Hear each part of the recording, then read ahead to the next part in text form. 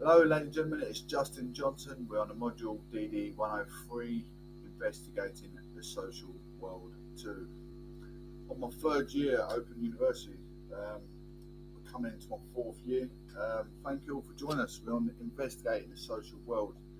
Happy New Year's Eve. On page 250, chapter 8, Borders, Chronologies and Communication. Page 250, as well as extracting the information given by the applicant. The case owner has access to country of origin information, which is meant to provide reliable, up-to-date information regarding the country from which the applicant has fled. This should cover a wide range of political issues, including the status of women. While waiting an asylum decision, or if the decision taken has been a refusal, asylum seekers are not entitled to work in the UK unless they have been resident or the application has been ongoing for more than 1 year, despite access to employment being a basic human right in the United Nations 1948. Even then, dependents of the main applicant, most of whom are women or children, cannot apply to work either. It could be argued that this further increased the social isolation and exclusion of people and their ability to integrate into the country, and also ultimately leave individuals state dependent and increase poverty within asylum communities. In terms of depriving asylum seekers of the right to work and increasing the likelihood of destitution, the Joint Committee on Human Rights went as far as to say that the government's treatment of asylum seekers breaches the Article 3 ECHR, European Convention on Human Rights, the threshold of inhumane and degrading treatment, the JCHR 2007, page 5. In 2013, individual asylum seekers over the age of 18 were eligible to receive £36.62 per week. This money is to pay for food, clothes, travel, and any other expenses, with amounts just over £5 per day. Importantly, it is much less than any other benefit recipients. For example, in 2015, people living as British citizens and receiving job seekers allowance received between £57.35 and £72.40 per week. While an application is ongoing, asylum seekers will usually be dispersed or moved to another part of the UK. This is generally to areas such as northwest or north-east of England or Scotland, which are the main dispersal areas outside of London. If an applicant is accepted, they may gain asylum status. They can have limitations, for example, the right to remain for up to 5 years, after which the case may be reviewed or their claim may be rejected. If rejected, they can have the chance to appeal the decision. Many initial decisions are overturned at the appeal stage. See section 2.4. Page 251. Case study, the politics of seeking asylum in the United Kingdom. Make some notes on the problems you think adult asylum seekers may have if they are not able to work. Compare them to the list in the discussion below. Although there are many points you may have considered, your answer may include one or more of the following. Destitution, asylum seekers receive very little money and so cannot always afford to live to a standard that is deemed acceptable in the UK. State dependency, people seeking asylum may depend on the state for money, rather than being able to earn money and earn an income. This can include being given food vouchers rather than actual money. Add determine where asylum seekers can shop and what kind of goods they can buy. Impact on skills. People seeking asylum have worked in a professional or skilled job before seeking asylum. Not being able to work can leave people unable to maintain the skills they need to subsequently secure employment. Boredom. Although there are some opportunities for study volunteer, people seeking asylum sometimes report feeling lost or bored. Travelling, even by bus, can be impossible due to lack of money. Asylum seekers do not have travel paid for, and not being able to work to bring an extra income can limit their mobility, even within the town or city they are living.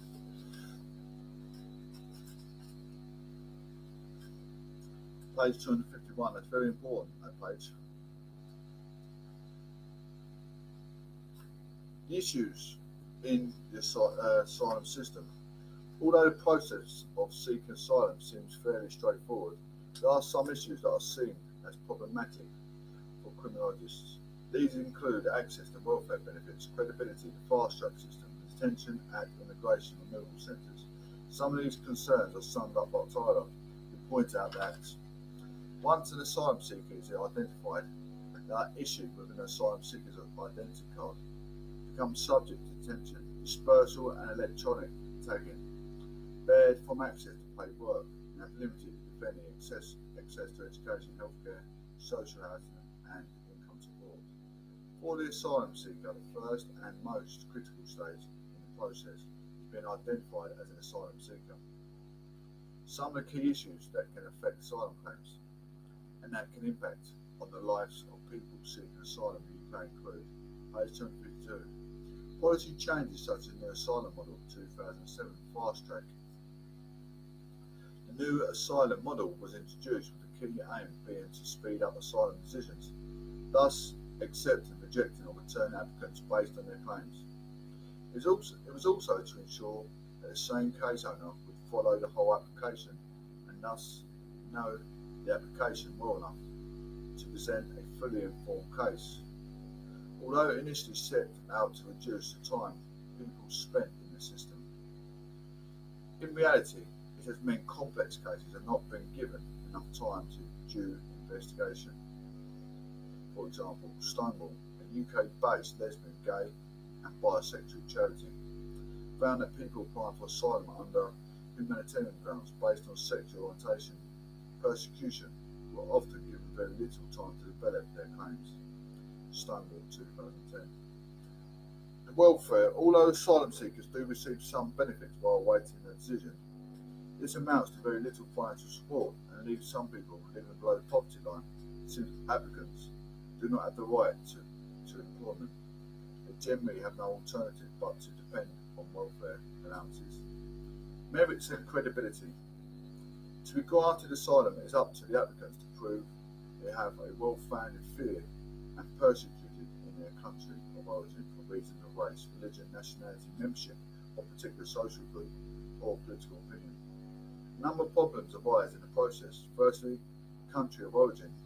Information files will be out of date or inaccurate. Secondly, interviews may not be intentionally carried out, as well as discussed in section 2.4. Thirdly, not all abuses can be easily evidenced. Finally, sexual violence and silent forms of torture, which are used purposely to leave no evidence. It might not leave any physical scars, but that does not mean it has not occurred. Is this really waking anyone up, this reading? It's shocking that we read this in the system. We talk about international bill of rights. Cuts to a legal ad. Make a case for asylum. An applicant should have access to a solicitor. Cuts in legal aid, which offers state-supported legal representation to people who have little funds themselves, and meant that fewer people seeking asylum can gain representation. Do the issues raised in this section challenge any ideas or assumptions you previously held about seeking asylum in the UK? Take a few minutes to reflect on your own ideas on immigration in light of material. Page 253. Often, the knowledge or the insight people have about seeking asylum is heavily informed by the media.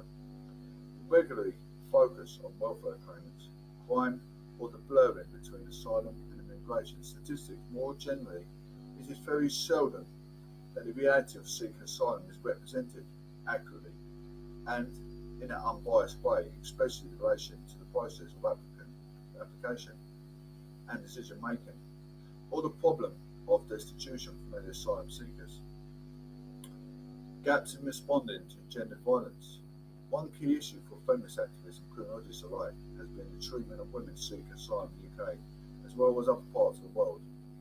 Research shows that women and men who seek asylum often do so for different reasons. For example, during a conflict or political unrest, men may more commonly be politically targeted for systematic abuse by state actors.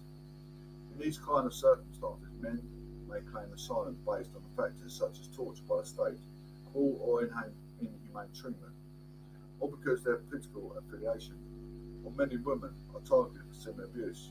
Women and girls are disproportionately affected by sexual abuse, rape, domestic abuse, and other violent acts, often attributed or gendered cultural practice such as female genital manipulation. Page 254. There has been a growing concern of the rights of women seeking asylum, especially since the 1990s when asylum applications were at a high. During this period, the extent of conflict-related sexual violence increased to become a focus for international bodies such as the United Nations. Organisations working with asylum seekers and refugees become increasingly aware that asylum policies and the system itself did not have gendered lens, meaning they did not adequately consider the forms of violence that women may be subject to. Likewise, the process did not consider appropriate ways for women as a particular social group to make claims related to sexual violence, extreme domestic violence, or other gendered forms of violence that may lead to leave to remain under humanitarian grounds. In 2004, in the UK, Border Agency established a policy called Gender Issue in the asylum claim, followed up in the 2010. This recognised that women who have experienced sexual or domestic violence may have reservations about disclosing sensitive information about instances of abuse. The policy required UK Border Agency staff to offer a female interviewer and interpreter, and highlighted forms of violence against women that may be common across many countries. While there were positive steps, a number of agencies found gaps in the way women's class are handled that can affect their claims as feminist criminologists. I found that if women do disclose sexual violence in the initial interview, but do so later on in the process, the application is likely to be refused. This is particularly complex as women and men may take long to build enough trust in the person to disclose intimate violence, as it can be seen as particularly shameful and stigmatising. Looking at the process, the first interview aims to determine an applicant's identity and lodge the asylum claim. To do this, asylum seekers are required to give a brief overview of why they are seeking asylum, although not any great depth until the substantive or full review.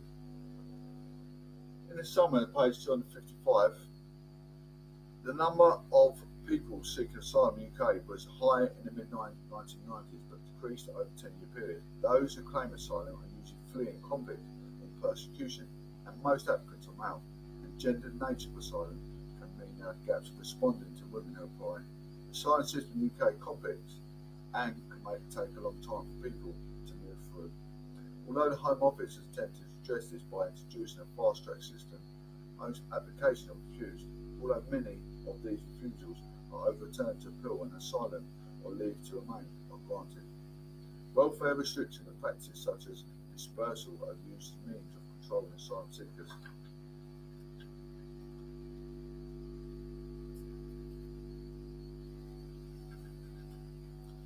Now that you've explored the experience of asylum seekers and refugees, the focus will now move to looking at some point of communication, a term coined by Juliet Strum, referring to state responses to immigration patterns in North America.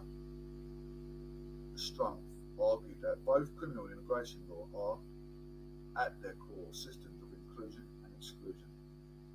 They are similarly designed to determine whether and how to include individuals and members of society, or exclude them from it.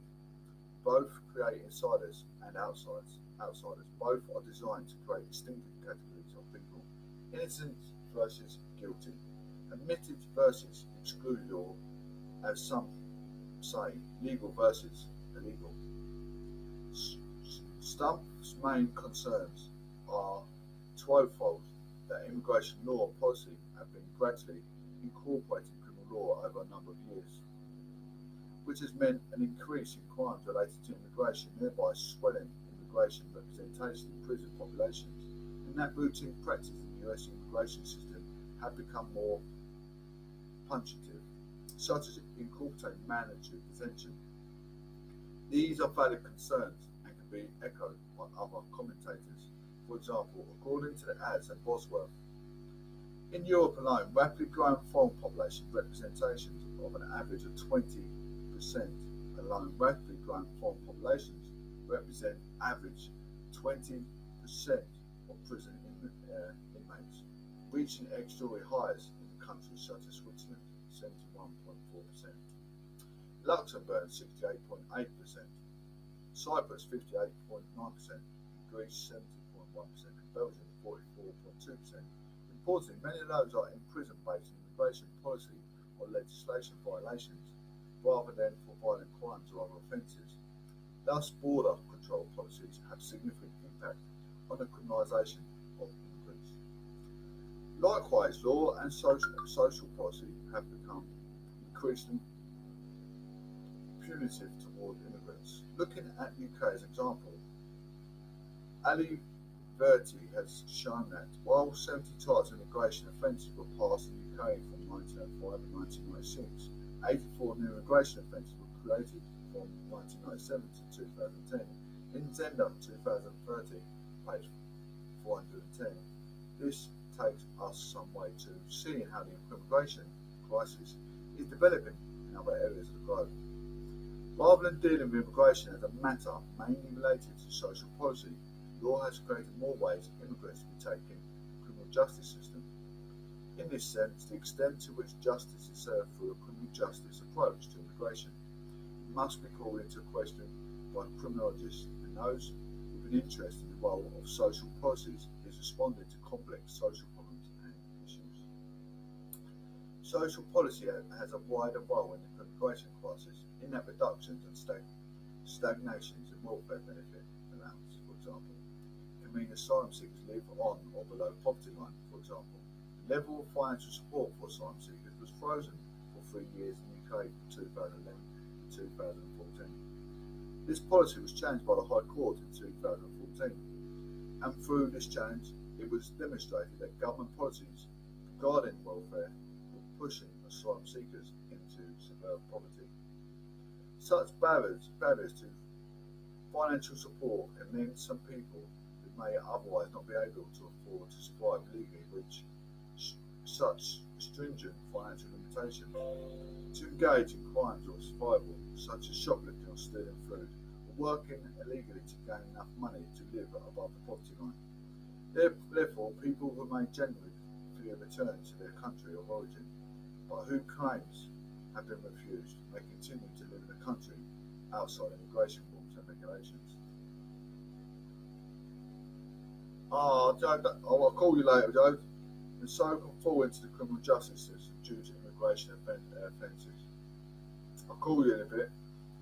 3.1 Detaining immigrants, the politics of immigration removal centres. Immigration removal centres, named detention centres in 2003, but often still referred to as this, have been a growing area of interest in criminology. One obvious reason is that detention is a form of imprisonment, and since criminological studies have found prisons to be harmful and detrimental to the health of those confined within them, concerns are raised about the growth in detention populations, particularly across Europe, Australia, and North America. Immigration detention differs from most regular forms of imprisonment in that the person detained does not have to be accused or guilty of a crime, and does not know how long the period of detention lasts. Webber 2012. This section explores some wider concerns regarding life in detention, as well as the treatment of people being detained. It is worth beginning our analyse of the IRC by looking at the work of Mary Bosworth, a key criminologist working in the area of immigration control. Her study of IRCs in the UK was the first systematic research project to investigate life in detention centres. I included undertaking interviews with asylum seekers, undocumented migrants and convicted foreign nationals, most of whom are awaiting deportation to the country of origin. She also interviewed IRC staff and spent 20 months recording field notes in and around the centre of Bosworth, points out the political division in opinion on the use of detention for immigrants. For its proponents, immigration detention is a necessary part of border control, both a right and obligation of the British sovereign state. Those without visas and immigration status are not entitled to stay, and if they will not go voluntarily in and must be detained upon their deportation for critics. However, immigration removal centres should be abolished. They cause long-term physiological distress. They are used in an arbitrary fashion and are expansive and efficient. Notwithstanding official claims, the people that are detained only briefly prior to their departure, such as opponents point out a growing number of people languish in detention for months and even years. Therefore, the detention of asylum seekers is a highly debated issue. On the one side, some argue that governments have the right to detain and not remove those who do not fit their citizen or asylum requirements. On the other, commentators argue that removal of liberty is at best a violation of the Universal Declaration of Human Rights, which states that all people have the right to liberty and, at worst, a form of abuse in and on itself. Page 259. There's some key issues that are raised in the debate about the detention of asylum seekers. On one hand, some people argue that the numbers of immigrants that enter the countries indicates the nation will make up the United Kingdom until I.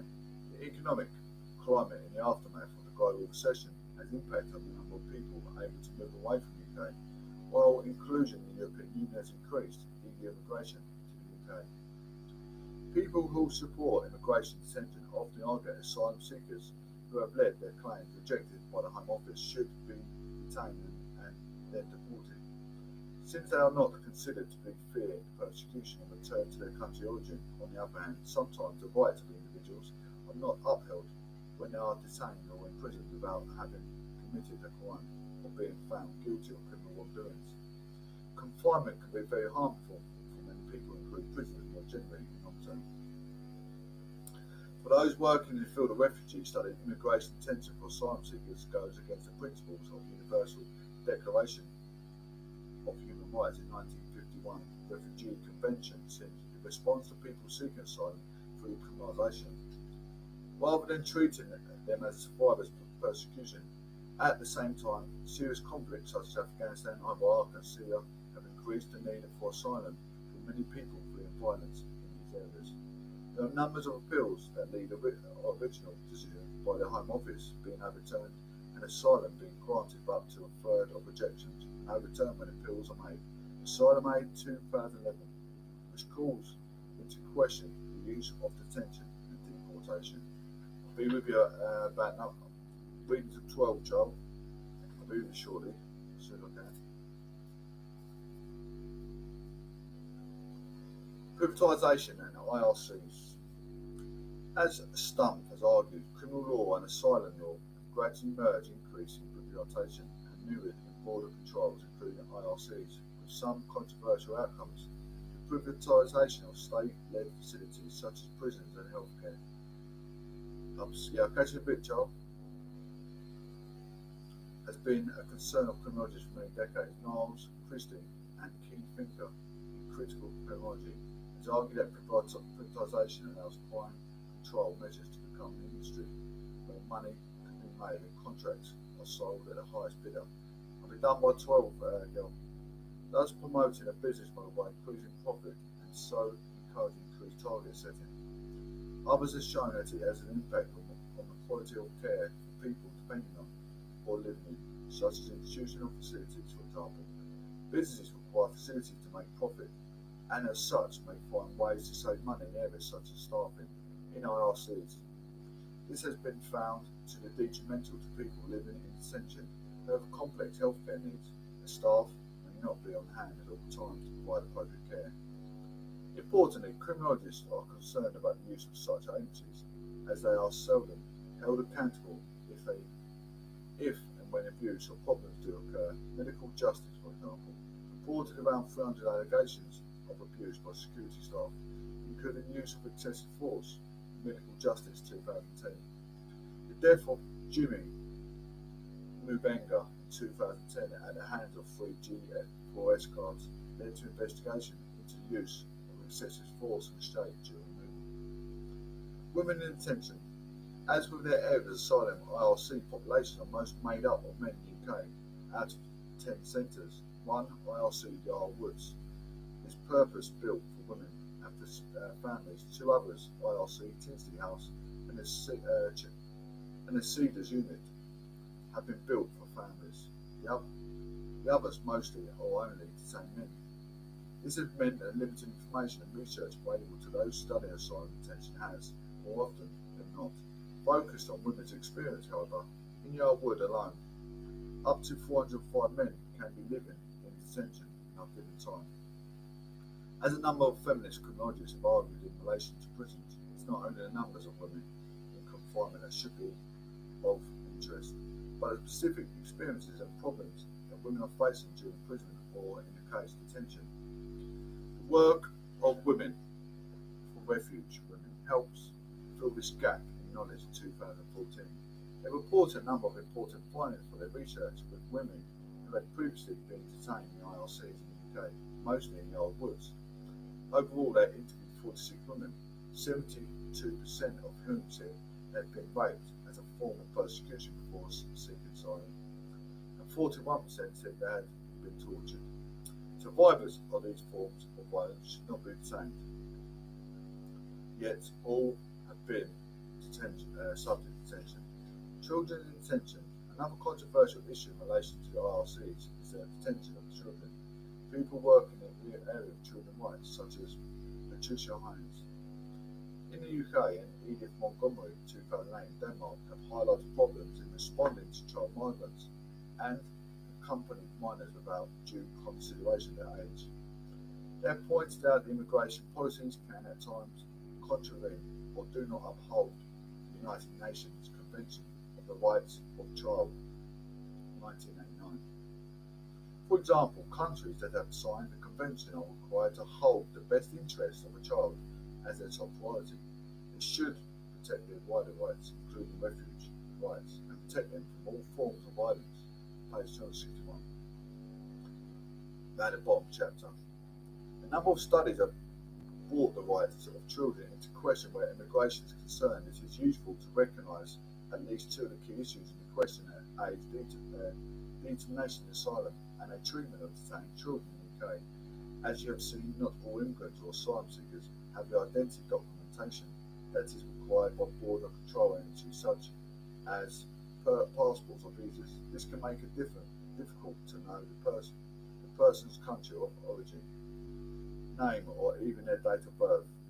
The last issue is important for deciding how a person's status is approached, that is whether they decide to be treated as a child or an adult, and whether or not they can be seen to be accompanied by parents or are accompanied by minors. For example, young people claim to be children are sometimes disbelieved, especially those who are teenagers. This can affect whether a child will be detained or deported in some countries. In 2010, the UK government promised to end detention of child migrants, based on the evidence on which they had demonstrated the harm of incarnation, including witnessing violence and racism, attempting suicide and self-harm by children, as well as the longer-lasting impacts of detention. Page 262. On children's mental health after they released, Burnett et al. 2010. Organisations such as Michael Justice have long been critics of the immigration of children in detention.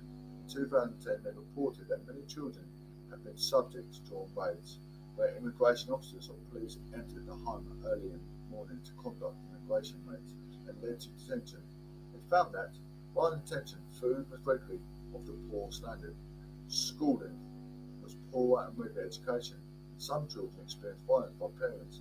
Other detained oral security guards by the IRC, Burnett et al. 2010. Bosworth points out, however, that although detention of children has been officially halted, family units still detain some children in 2014. At this section has shown there are some serious problems linked with immigration removal centres and the issue of detention more broadly. These include abuse against women, children and men seeking asylum, the expansion of detention industries and issues linked with politicisation, as Sender 2013, and Bosworth 2014 shows these provide degrees of human rights. Campaigners to be concerned about the treatment of people seeking asylum, particularly in the terms of the criminalisation. This again draws us back to the question about justice, the concerns raised about increased representation of asylum seekers and immigrants more broadly in Britain's criminal justice. Furthermore, the way in which asylum seekers itself increasingly mirrors the criminal justice system remains a site of contention in this area, particularly for critical criminologists. Changes in policy since the 1990s have made it more difficult for asylum seekers to gain entry to the UK and easier to be assessed through the criminal justice system due to increasingly restrictive policies, punitive laws in the area of immigration. Migration policy and practice have gradually shifted towards criminal justice approaches, resulting in the increased criminalisation of immigrants. The use of detention is controversial and strongly debated in immigration policies and can have severe implications for the rights of migrants, as well as long-term impact on mental health. This, coupled with issues of privatisation, has made immigration a site of debate in the UK and further afield. Page 204.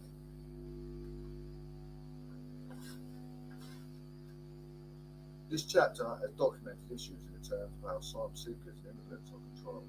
It has shown the ways in which that can be done, namely through social policy, increased border security, and through the blending of asylum and criminal law. Key ideas such as Stump's concept of criminalisation have been explored, which gives some way of understanding the wider landscape of these changes. It has been important to consider the impacts of some outcomes of control, such as fortress in Europe, can have on lives of people fleeing persecution and seeking asylum, and to question the extent to which current approaches achieve just outcomes for people in need of help. Many people's lives have been lost trying to gain entry to safer European countries through dangerous overland travel or unsafe migration by sea. For those who can reach safer shores, the prospect of detention, dispersal, or deportation can leave people feeling depressed and anxious about their future. As you have seen, seeking asylum is a highly debated subject and is often represented in political forums or through the media as a serious problem, particularly in terms of increase in net migration. However, it is also clear that applications for asylum in the UK have decreased, partly because of the kinds of controls put in place that make it difficult to reach. As this chapter has shown, this does not mean fewer people flee conflict or persecution, but that many are deterred from applying for asylum because of offshore controls. The implementation of key policies such as Dublin II regulation by private border police, although all these issues are great concern of criminologists who are interested in questions of justice and upholding key legislative principles such as those which protect human rights, or the 1951 Refugee Convention, as well as those who have shown that detention and incarnation can be particularly harmful for people seeking asylum. Chapter 9, Managing the Soundscape by George Gurville. Page 271.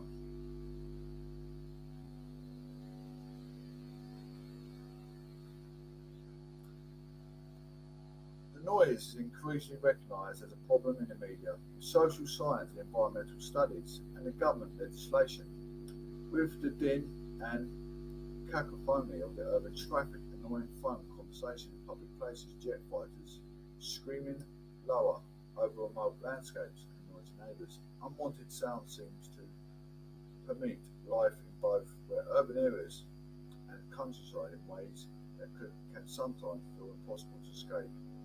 That might appear to be a modern problem. The question of unwanted noise is not a new one. In classical Rome, people complained focused furiously about the noise made by endless traffic, the sound of the soldiers, hobnail boots on stone cobbles, the shouts of cattle drivers herding animals through the city, the clattering of kittens, and the reel of the late trunks in the street in Victorian times. There was the street musicians, the rumble of cars and trams, the calls of itinerant vendors, and the sound of manufacturing that created a disturbance. The experience of sonic environments changes generation to generation along with different capacities to make sound today. Wider availability of technology results in an unprecedented capacity that makes sound both individually and collectivity. However, there are other factors in play. First, social life is more complex and more people do more factors in play. First, do more varied things in more places at the same time. In the past, in the UK, many, if not most people, got up roughly at the same time, went to work en masse, and often socialised together at places of worship. At inns, public houses, and in common spaces sharing both lifestyles and cultural values, today life is more varied and often people have many more choices and different lifestyles and daily routines. Second, the rights of individuals to do as they please in their own private spaces and to express themselves in public through their lifestyle choices, including music. And the use of potentially noisy technology result in the creation of complex soundscapes in which different qualities, needs, wants, tastes, and choices coexist, collide, and conflict. Managing the soundscape, therefore, seems to be centrally concerned, particularly space and places, and how we use them, rather just more and bigger technology. Page 272. Stay with me, peeps. Just keep up to date with reading. This chapter will explore the complex way in which boundaries are made sound, recognise some of the ways social scientists study sound in relation to issue noise of unwanted sound, evaluate different ways of managing and controlling unwanted sound. Chapter 9, Managing the Landscape. Section 1, Sound Signatures, begins by way of looking at the way people identify with sounds and shows how sounds can then define public and private spaces. Think, for example, how specific sound might come to be identified in the immigration centre, like those described in the previous chapter, and this would differ from the sounds you would hear within the living room. Unwanted sound examines how noise or unwanted sound can be understood as a matter out of place and how, in turn, sound can be a source of conflict and controversy. Mapping tranquility turns to the question of tranquility to examine how the issue created by unwanted sound sources of inequality. Managing unwanted sound. Consider the ways in which unwanted sound is managed in terms of the right of peace and quiet. This can be understood in terms of environmental and social justice represented by sound control strategies of zoning and individualisation. Page 173. Sound signatures, public and private places. People often identify strongly particular types of music, specific artists and performers. Music has become an important way for people to differentiate themselves, to express their biography, lifestyle, and cultural preferences, to show how they are and how they imagine themselves in relation to others. Think of ways in which sound can be very useful in helping us to create a boundary around people and separate them either physically or symbolically from others. In the discussion, examples may include some of the following. Sound is a physical boundary. Listening to music through headphones may physically block environmental sound and noise made by other people. Sometimes environmental sounds such as waterfalls and fountains are used to create zones of calm in gardens by physically blocking out sounds from elsewhere. Sonic bells such as mosquito, which are designed only to be heard by younger people, used in public spaces to dissuade them from loitering. Sound as a symbolic boundary. Favourite music, for example, can provide a symbolic boundary suggesting lifestyle choice as well as expressing differences in age, taste, experience and culture. Crowds singing and chatting democrat themselves symbolically from other groups and individuals, for example, when fans chant at a football match. Music is sometimes used by shops, both to encourage customers in particular socio-economic groups in age and range, and also to dissuade others. The development of music playing, page 274, technologies such as MP3 player, and then before Walkman style portable cassette tape players, has allowed people to carve out a sense of personal space at work, on the street and at home, in an effort to gain control of their daily experience. As one interview Tracy, sociologist Michael Ball's study of iPod users said, "Well, I think I've come to the conclusion that overall I feel pretty out of control of my life. Stores play music to get me to buy more. Work tells me what to do and when. Traffic decides how quickly I get from here to here and there. Even being public spaces forces me to endure other people and their habits. guy slurping soup, the brat crying for a piece of candy. I didn't realise how much I yearned for control and probably peace and quiet.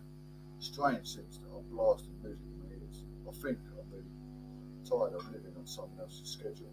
The MP3 digital music revolution has given me some control back. Listening to music through headphones has been shown to be a useful way to make bail between the distracting background noise of the work environment and the work task in hand. In a study of UK office workers, listening to personal music appears to be fairly common. A study in 2010 showed that 77% of British workers listen to music at work. For a third of their working week on average, workers in computer-based office environments listen to significantly more music than people in other workplaces. In their study interviewing office workers about listening to music at work, Nico Divian and N.L. Hark 2013 found that though some found music distracting, many workers found it helped them to concentrate. As a manager, one research institute said, "For me, it's a certain comfort zone that is created by music, and that blocks our people yakking in the next office and people shouting at each other in the corridor. And our people's problems and other people's problems and vehicles arriving outside it does filter those distractions out. I think it's given me a total control of my oral environment. I find myself concentrating and focus more." Page 275. Debian and Hart found that listening to music has stirred up people's purpose too. For some workers, playing music in an office marked out this territory as their own private space. For others, wearing headphones symbolised to the rest of the office that they are concentrating and did not want to be distributed. Researchers also found that there were unwritten rules about who would control the music. In the Research Institute laboratory they studied, it was a common understanding that whoever was spending the most time there in the day would put their music on. On those occasions when employees found it hard to compromise, they chose to listen to radio. And it was perceived and relatively naturally neutral because they did not have any control over the content. Other strategies for managing music played other speakers in shared spaces, including voluntarily turning music down or off, negotiating with colleagues, or using headphones to block unwanted music in one's own music. Debian and Hart. In these ways, Debian and Hart found that listening to music in offices formed a material barrier to unwanted sound by wearing headphones by physically blocking out the noise. At the same time, sound was part of the complex office culture with powerful unwritten symbolic meanings which told colleagues, for example, "This is my office, I'm busy. Do not disturb. I'm working. Longest, I can choose the music." Name two sounds that you associate with specific places. Why do they remind you of those places? You might have a thought of something from personal experience, the sound of a clock ticking in a particular room, or echoes footsteps across the hard pavement in a town square, or the sound of a sea breaking on a favourite beach. However, you might have the thought of a distinctive musical soundtrack to places shared by many people, such as shared sonic signatures, including the sound of a carnival, suggesting Rio de Janeiro. Liverpool with the Beatles and the Mersey Beat groups. Tibet with the sound of chanting monks and temple bells, and in Paris with the sounds of accordion playing street musicians, to identify just four well-known examples. One important way in which social scientists have begun to engage with the complex sound worlds that characterise places is through the study of sound space in terms of confined by Shafia. Developed by him and those involved, the World Sound Space Project through the 1970s. The soundscape might be defined as a mixture of natural and human-made sounds that can be heard within a particular place, environment, or landscape. Researchers often make out audio recordings of different sounds that can be heard in a particular place, for example, under a bridge, in an open space, in a city square, or even close to large city buildings and trees. Sometimes recordings at a particular time of day, for example, dawn or dusk. To capture distinctive sounds of animals or birds for over a period of days or months, to capture the EBB or flow of weather and seasons at particular times of the year. Researchers sometimes translate this information into maps. Such maps try to delineate and and define areas which have similar sonic characteristics. It is one attempt to map the soundscapes in the city of Boston, Massachusetts, in the United States. It is easy to form this example soundscape map, just how complex and difficult it can be to represent sonic environments as a map. Those sounds can be mapped. The nature of sounds makes this very difficult. Sound is characterized by its ability to echo and resound from place to place, to leak out and infiltrate places and spaces far from its source. When the mapping figure 9.1 presents many problems of understanding and interpretation, one thing that is positively noticeable is the number of areas marked either with the squiggly spiral or by a dotted line. These are spaces. These are places in which sound has been recorded as ambiguous, where different soundscapes overlap and mix. Though the idea of mapping soundscapes is useful, it does not fully take into account the fact that there is no one single soundscape, even in places that are dominated by particular sounds. Not only are places often characterized by a range of sound-producing activities undertaken by different groups and individuals with distinctive aims, aspirations, and possibly cultural values, but their very soundscape itself is different from particular individuals and groups. What humans hear above the hub, bub, or background sound is partially governed by what is important to them. Sounds are valued differently depending on who you are and where you come from. Take, for example, the story told by Andrew J. Einsberg about researching soundscape in the old town of Mombasa. Einsberg shows how sound forms a fundamental part of the cultural identity of the Muslim population who live in the old part of the city. Among its jumble of the narrow streets and historical buildings, he says, Mombasa Old Town is every day awash with electricity amplified male voices delivering Islamic devotional and memorial texts in Arabic and Swahili 5 times a day.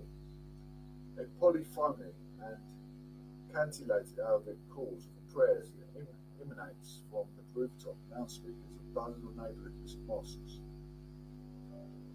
Its soaring yet mournful, almost languid harmonic webs, somewhat harshened by the crackling, overstressed and substandard sound production technologies. The constant rhythm of this key sound mark is further punctuated each week by the polyphony of Arabic and Swahili sermons, and eminent from many of these same loudspeakers become these periodic sonic events. A random assemblage of radios and computer speakers in local shops and homes supply the neighbourhood's private and semi-private spaces with layers of the Quranic recitation of sermons in Arabic, Swahili, and sometimes English, and religious songs in Swahili and Arabic, Swar Kaswadi and Ar Kasadi, producing a continuous emergent vocal performance that I prefer to as an Islamic soundscape. Einsberg shows that how he calls the Islamic soundscape is an important part of the old town culture, helping to identify its long-established Muslim community as self-defined urban civilizing distinction. To Christian groups and poor Moor migrants, this latter group are incumbents who have been brought to the city as part of the government plans to modernise the city and expand the economy. All these groups are considered barbarian by a long-established old town Muslim community who are proud of their heritage and traditions. The sound of the Islamic soundscape resonates out across the city for all to hear. Yet Einsberg claims that the important attribute of the landscape is to be believed to be the only for the ears of the Muslim faith community in an old town and demands of their attention and participation alone. The words broadcast from their minarets and loudspeakers are sacred and private to his community. Einsberg said that he was made acutely aware of this when being recorded by some of the Friday prayers. From the balcony of the apartment in which he was staying, some members of the old town Swahili's community called a meeting to discuss possible ways of preventing from making further recordings. Fortunately, he was able to explain with purely academic interest, and the problem was diffused. Iceberg 2013. Iceberg had been overlooked. The very different interpretation of the soundscape, which sounds were culturally important and to whom they belonged, were for him as an academic researcher from Europe. Broadcast sound belonged to no one in particular. For the Muslim residents of the old town Mombasa, broadcast of Friday prayers belonged to them alone and was an important marker of that community and culture. Try to capture the sound by recording, or even to admit to listening to the sound of Friday prayers as an outsider was interpreted by Old Town residents as an invasion of private space. Sound could create both physical and symbolic boundaries and play a role in making an individual group play specific identities. Page 280. I'm going to hit it there, ladies and gents. Hit that there. Page 280.